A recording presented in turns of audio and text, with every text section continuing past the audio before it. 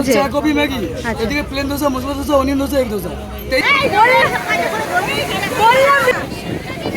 Special ভালোবাসা। এই যে বললো 5 পিস 200 টাকা। ও আচ্ছা আচ্ছা। এখন হচ্ছে সবাই মিলে গল্প টল্প করবো কারণ হ্যালো এভরিওয়ান, গুড মর্নিং। আজকে হচ্ছে আমাদের দীঘাতে সেকেন্ড ডে। আমরা একদম সকাল সকাল রেডি হয়ে সবাই মিলে বেরিয়ে পড়েছি। এখন কিন্তু বাজে ঘড়িতে ঠিক সকাল 6টা। আমরা বেরিয়েছিলাম মোহনা যাওয়ার উদ্দেশ্যে, সানরাইজ যাতে দেখতে পাই, কিন্তু মনে হয় না দেখতে পাবো, কারণ আকাশ কিন্তু পুরোটাই ছিল মেঘলা। আর সমুদ্রের ধার দিয়ে আগে যখন এসেছি তখন কিন্তু গাড়ি যাওয়ার এই রাস্তাটা তৈরি হয়েছিল না। এবার এসে দেখি এই রাস্তাটা তৈরি হয়ে গেছে। আর এই সমুদ্রের ধার দিয়ে কিন্তু গাড়ি করে যেতে আর এরকম অসাধারণ একটা ভিউ যদি থাকে তাহলে কিন্তু আর কিছুই লাগে না, জাস্ট অসাধারণ লাগছে। Hearts beat to the city streets. We began to feel the fire. We rise like tall buildings as the মোহনাতে পৌঁছে গাড়ি পার্কিংয়ে গাড়ি রেখে কিন্তু আমরা বেরিয়ে পড়েছি সোজা যে হাঁটার রাস্তাটা আছে সেটা ধরে একদম মাঝখানে যে বোল্ডার ফেলা জায়গাটা আছে ওখানে যাওয়ার উদ্দেশ্যে। আর এখানে কিন্তু চলছিল এক্সট্রিম লেভেলের হাওয়া, তার সাথে বালিগুলো তো পুরো একদম যেন গায়ের সাথে বিঁধছিল, এতটাই পরিমাণে বালি উঠছিল। আর সকাল সকাল কিন্তু প্রাকৃতিক পরিবেশটা অসাধারণ লাগছিল, মেঘলা থাকুক বা রোদ উঠুক যাই হোক, কিন্তু পরিবেশটা কিন্তু অসাধারণ লাগছিল। সূর্য যদি উঠতো সেটা হয়তো আরও be two hearts running wild.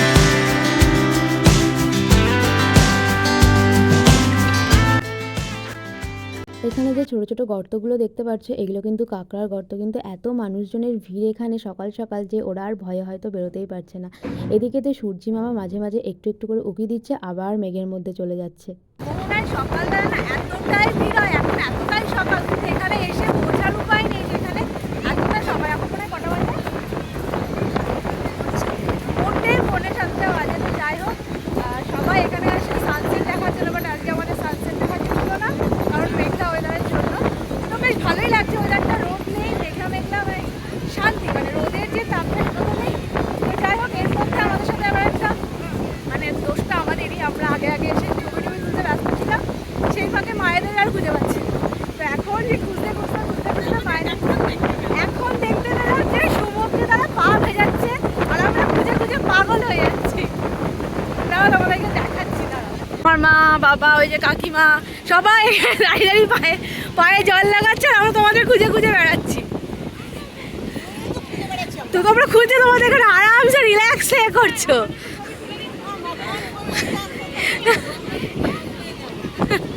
এরপর তো আমরা একটা চায়ের দোকান থেকে বসে গেছিলাম, আর এখানে কিন্তু চা বিস্কিট ছাড়াও ডিম টোস্টও পাওয়া যাচ্ছিলো, মানে হালকা পাতলা যারা ব্রেকফাস্ট করতে চাইছো সকাল সকাল তারাও কিন্তু করতে পারবে। তো আমরা শুধুমাত্র চার বিস্কিটই খেয়েছিলাম, সাথে এরকম সামনে সুন্দর সমুদ্র আর তার সাথে কিন্তু সমুদ্রের হাওয়া, এরকম বিচে বসে বসে চা খাওয়ার কিন্তু মজাটাই আলাদা সকাল সকাল। এবার আমরা বেরিয়ে যাচ্ছি, এখানে বেশ অনেকটা টাইম স্পেন্ড করলাম, প্রচুর ছবি বানিয়েছি, রিলস বানিয়েছি, তো সেগুলো তো আপলোড হবেই। তো এখন মানে যেতে ইচ্ছাই করছে না এখান থেকে, যেহেতু কালকে আমরা সমুদ্রে স্নান করতে পারিনি, আজকে সেটা করবোই, তো সেই জন্যই তাড়াতাড়ি যাচ্ছি, নাহলে আবার জোয়ার চলে আসবে, সেই জন্য। তো গিয়ে এখন হোটেলে যাবো, গিয়ে এখন ব্রেকফাস্ট করবো, চেঞ্জ করে যাবো স্নান করতে। এখানকার ভাষা বলো কাকু, একটু এখানকার ভাষা বলো। উড়িয়া ভাষা? হ্যাঁ, ও ওরা মনে সমুদ্রে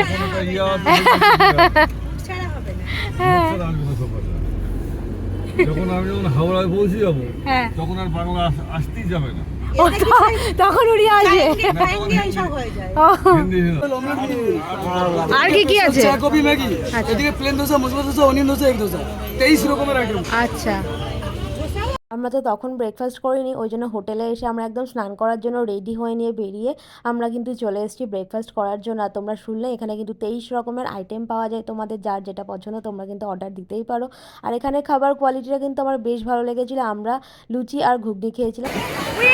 প্রচন্ড পরিমাণ অসম্ভব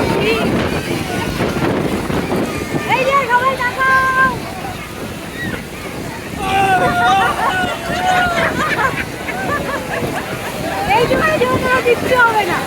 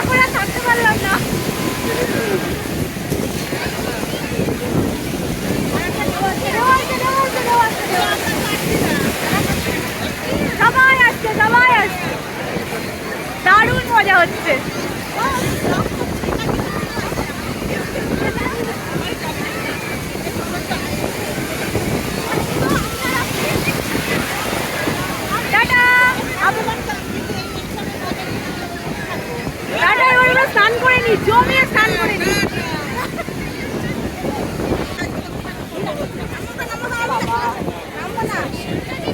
স্পেশাল ভালোবাসা দিতে পারি।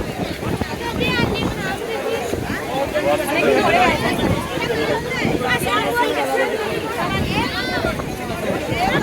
ছোটবেলায় যে আইসক্রিম খেতাম না আমরা, সেই বরফের, বাবা পড়ে আছে ঠিক সেই আজকে প্রচুর দিন পরে খাচ্ছি।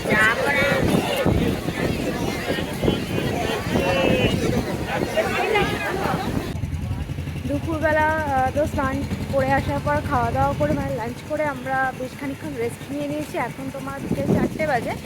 এখন আমরা যাচ্ছি আবার একটু ঘুরতে উদয়পুর বিচ আর ওশিয়ানা বিচ নামে কোনো একটা বিচ নাম শুনলাম, তো সেই দুটো জায়গাতেই যাব। তো চলো সাথে সাথে। তো আমরা উদয়পুর বিচে পৌঁছে গেছি। আমরা প্রথমে ভেবেছিলাম ওশিয়ানা বিচে যাব, কিন্তু ওটা আমাদের ড্রাইভার দাদা বললেন ওটা আর উদয়পুর বিচটা কিন্তু একই, যেহেতু যখন উড়িষ্যার সঙ্গে গন্ডগোল হয়েছিল তখন কিন্তু ওই বিচটা তৈরি করেছিল। আর উড়িষ্যার মধ্যে যেহেতু উদয়পুর বিচটা, সেই জন্য কিন্তু ওশিয়ানা বিচটা আলাদা করে তৈরি করা হয়েছে। যদি এখানে কোনো প্রবলেম হয় তাহলে কিন্তু সবাই ওশিয়ানা বিচেও যেতে পারবে। তো উদয়পুর বিচটা কিন্তু আমার খুব ভালো লাগে। আগেও যখন আমি একবার এসেছি তখনও কিন্তু উদয়পুর বিচে আমি ঘুরেছিলাম। কতটা দেবে? কতটা দেবে? এগুলো রান্না করে আমাদের, হ্যাঁ 4 কি 200 টাকা রান্না করে। এই যে বললো 5 পিস 200 টাকা। আমরা একটু গাড়ি দিয়েছি মানে লাস্ট 4 কি দেওয়া।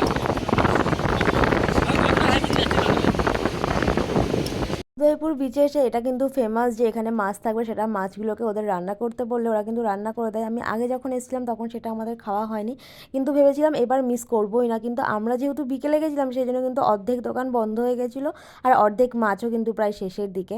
আমার ইচ্ছা ছিল আমি একটু কাঁকড়া খাবো, তো কোনো জায়গায় ঘুরে ঘুরেই কিন্তু কাঁকড়া সেরকম পাচ্ছিলাম না।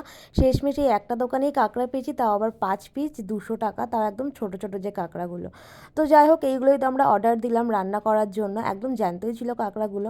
আর যে মাছগুলো ছিল ওইগুলো কিন্তু অনেক দিনের ছিল বলেই কিন্তু আমরা আর সেইগুলো নিইনি।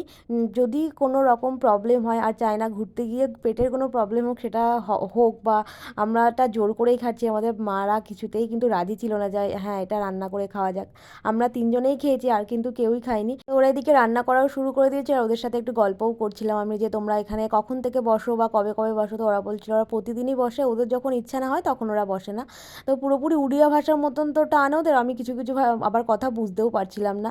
তো যাই হোক, ওরা রান্নাবান্না করে দিল, আর কীভাবে কী রান্না করে সেটাও একটু দেখছিলাম। তো ওরা কিন্তু প্রথমে সমুদ্রের জল দিয়ে ধোয়, সেটা দেখে তো আমি ভাবলাম কী রে বাবা, সমুদ্রের জল দিয়ে ধোবে শুধু? তারপর দেখলাম না, আলাদা করে ওদের বোতলে জল থাকে, সেটা দিয়েও কিন্তু দুবার ধুয়ে তারপরে কিন্তু ওরা রান্নাটাকে চাপায়। না হলে ওই বালি দেওয়া জলে কিন্তু খেলে মানুষের পেট খারাপ হওয়ার কিন্তু অনেক সম্ভাবনা থাকে। আর এখানে গিয়ে কিন্তু তোমরা বাইকও রেন্টে পেয়ে যাবে, যারা বাইক চালাতে পারো বা স্কুটি চালাতে পারো তারা কিন্তু বিচে ঘুরতেও পারবে। কাঁকড়া রান্না করে আমাদের হাতে দিয়ে দিয়েছে। দেখতে কিন্তু সেটা যতটা সুন্দর লাগছে, খেতে অতটা বাজে আমি বলছি না, কিন্তু মোটামুটি লেগেছে আমার কাছে। খেতে কিন্তু অতটাও ভালো আমার লাগেনি।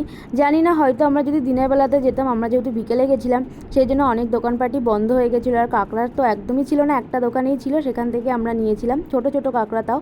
তো যাই হোক, আমার মুখটা দেখে তোমরা মোটামুটি বুঝতেই পেরেছো যে খুব একটা ভালো লাগেনি। সবাই যেমন বলে যে ওখানে খুব ভালো রান্না করে, আমার তো খুব একটা ভালো লাগলো না, মোটামুটি লেগেছে। যাই হোক, চলে যায়। আর তারপরে আমরা চলে এসেছিলাম কিন্তু আজকে নিউ দীঘাতে।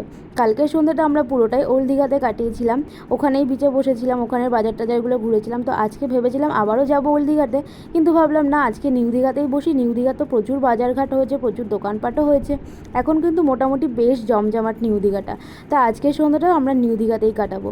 সেই মতো এখানে আমরা বাজার ঘুরছিলাম। এই ব্যাগগুলো না আমার ভীষণ পছন্দ হয়েছিল। এটা তো বাচ্চাদের জন্য, আর এক ধরনের ব্যাগও ছিল, সেটা আমরা মানে আমাদের মতন বড়রা ইউজ করতে পারবে। এই ব্যাগগুলো খুব সুন্দর ছিল, কিন্তু দামটাও ঠিকঠাকই লেগেছিল আমার। কিন্তু একটা কারণেই নিইনি, তার কারণ হচ্ছে আমি যখন বাড়িতে নিয়ে আসবো, আমার ওই জিনিসটা 1 থেকে 2 দিন ইউজ করবো, তারপরে না আমার আর ইউজ করা হয় না। সেইটার জন্যই আমি আর নিইনি, আর মাও খুব বকাবকি করে সেই জন্যই। এই গাড়িগুলোও কিন্তু ভীষণ ভালো লাগছিলো। আর দীঘাতে তোমরা যে যাই কিনবে না কেন, সেটা একটু বেশি করে বার্গেনিং করে কিনবে, কারণ এক একটা দোকানে কিন্তু এক এক রকম প্রাইস।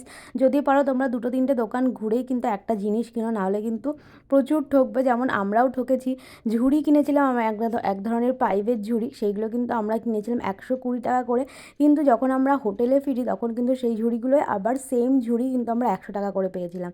সেই জন্যই বলছি, তোমরা যেটাই কিনবে না কেন সেটা একটু বার্গেনিং করেই কিনবে।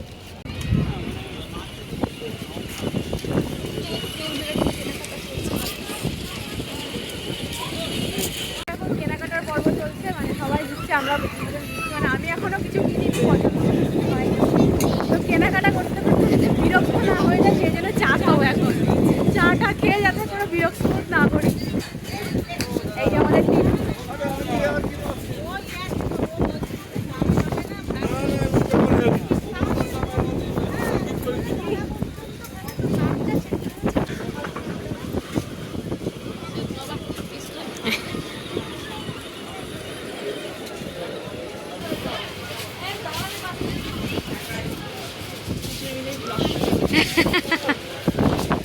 তুই ব্লগ শুরু করলি আজকে থেকে?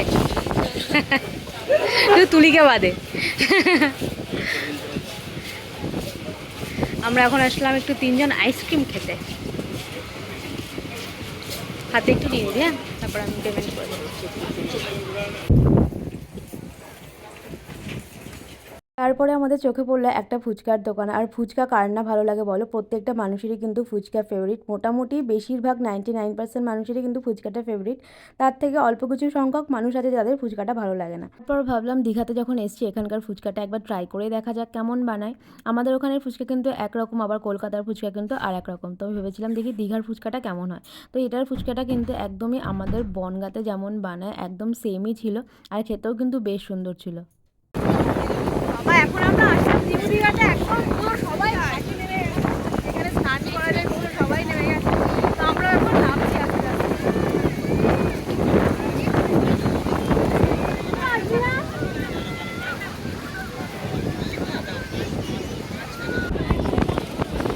জানি না কতটা বোঝা যাচ্ছে, বাট চোখের সামনে অপূর্ব লাগছে, অপূর্ব। সাদা সাদা ঢেউগুলো আসছে, অসাধারণ লাগছে।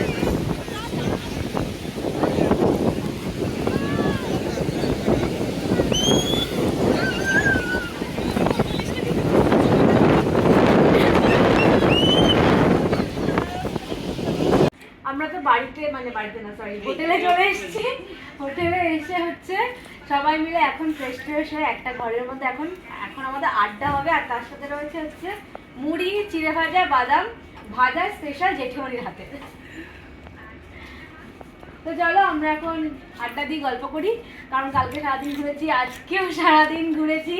আর এখন হচ্ছে সবাই মিলে একটু গল্প করবো, কারণ কালকে আমাদের আবার গো টু হোম।